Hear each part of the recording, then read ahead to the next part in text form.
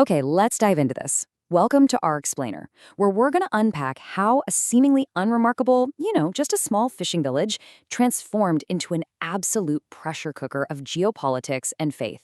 We are jumping right into the incredibly tense events of Capernaum in the year 26 AD, exploring the phenomenal story laid out in the historical drama The Chosen.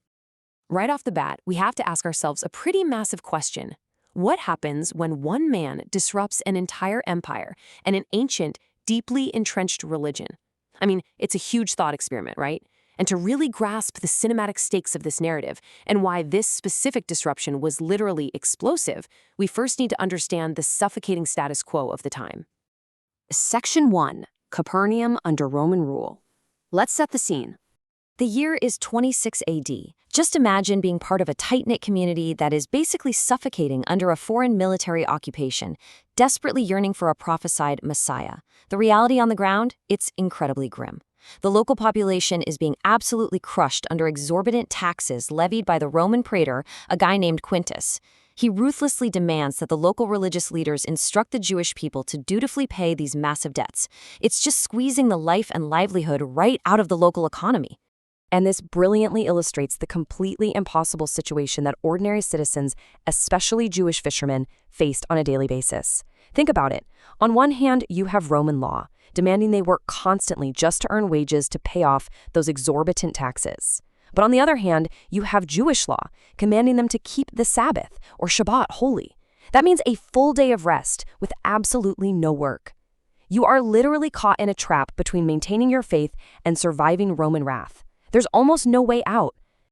Let's look at what this kind of immense pressure actually does to a person by tracing the descent of a local fisherman named Simon.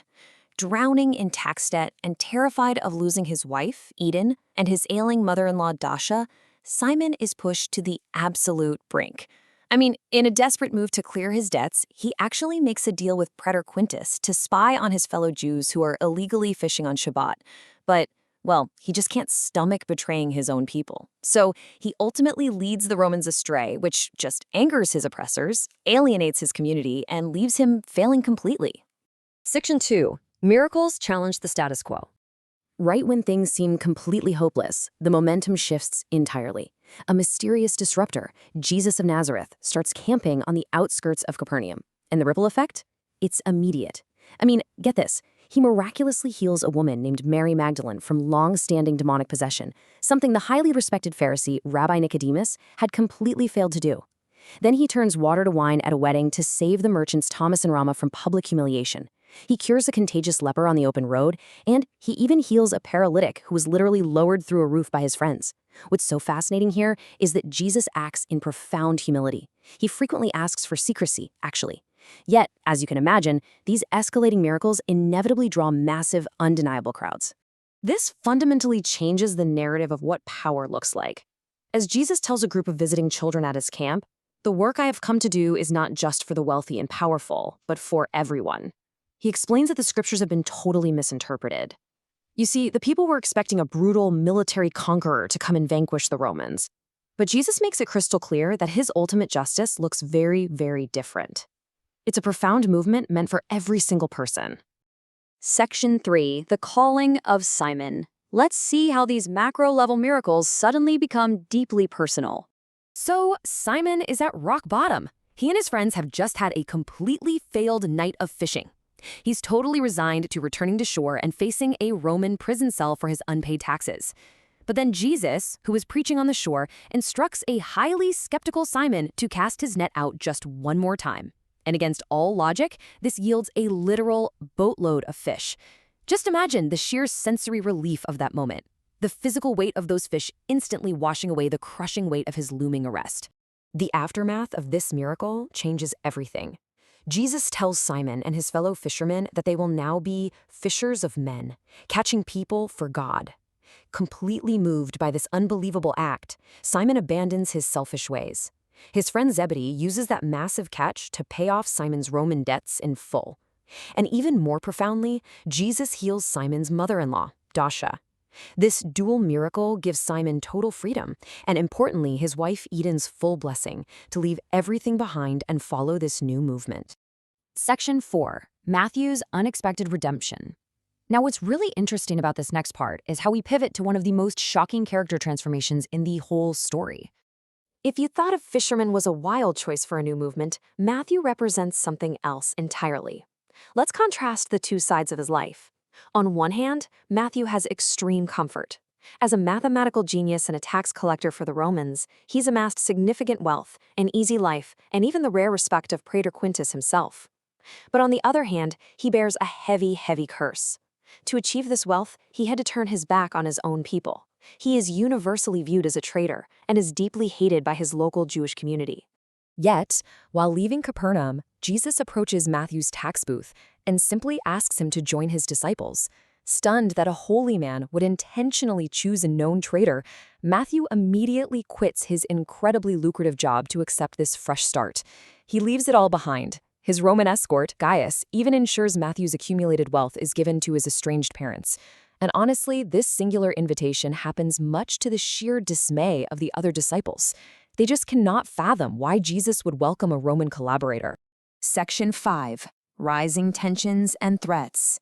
Because, as we all know, actions have consequences. You cannot disrupt the social, economic, and religious fabric of an entire region without triggering the immediate reflexes of the established powers. Let's break down this geopolitical threat matrix. First up, you have the Romans, led by Praetor Quintus. His motivation is strict control, maintain order, collect taxes. He is absolutely furious about losing his star tax collector, Matthew, and he immediately forbids these illegal outdoor religious gatherings. Then you have the Pharisees, represented by leaders like Rabbi Shmuel. Their mandate is to fiercely protect strict religious law. When Jesus healed the paralytic and claimed the authority to forgive sins, Shmuel viewed this as outright blasphemy, calling for Jesus to be arrested immediately as a false prophet. But not all Pharisees react with pure hostility. Nicodemus actually meets with Jesus in secret to investigate these miracles for himself. During this clandestine meeting, Jesus shares a profound teaching. He says, "I am establishing a new kingdom, but entering it requires a spiritual rebirth." Jesus even compares himself to an Old Testament story, the bronze serpent that Moses erected in the wilderness. Just as the dying Israelites only had to look at the serpent to be healed, Jesus says people only need to look to him for eternal life. And this perfectly illustrates a deeply tragic juxtaposition. Nicodemus's heart tells him he's in the undeniable presence of God. He is so overwhelmed he falls to his knees and kisses Jesus. But when Jesus invites him to join the disciples on the road, Nicodemus simply lacks the courage to abandon his life of status, power, and luxury. It's literally the only life he's ever known. So instead of following Jesus, he settles for secretly leaving a bag of money to fund the disciples' journey, deeply mourning his own lack of conviction. All of this builds to a profound sense of urgency. 12. That is the exact number of days until the wine merchants Thomas and Rama, who, remember, are completely moved by that wedding miracle, have agreed to pack up their entire lives and follow Jesus. And they aren't just going anywhere. Jesus announces to his very reluctant disciples that they are heading into Samaria. Now, this is a dangerous territory, deeply avoided by Jews due to a long, violently contested history between their peoples. Which leads us to an incredible emotional climax at a well outside the Samaritan town of Sychar. Jesus intentionally seeks out a woman named Photina. She is a total outcast, totally rejected by her own society due to a painful past of multiple divorces and affairs. But Jesus completely bypasses the wealthy, the powerful, and the religious elite back in Capernaum to intentionally reveal his true identity as the long-awaited Messiah to this broken, isolated Samaritan woman. He tells her he came to the well just to find her. After Photina runs off to enthusiastically tell everyone in her town about what just happened, Jesus turns to his disciples and tells them that the time of sowing is over and it is now time to openly harvest. Which leaves us with a critical, provocative question as we wrap up this explainer. If the time of sowing is over and the open harvest has begun, can this radical new movement possibly survive the inevitable, violent clash with the established Roman and religious world order? It's an explosive setup that completely reimagines a familiar history, and one that absolutely leaves you wanting to explore what happens next. Thanks for joining me to unpack this fascinating narrative, and I hope this helped bring these ancient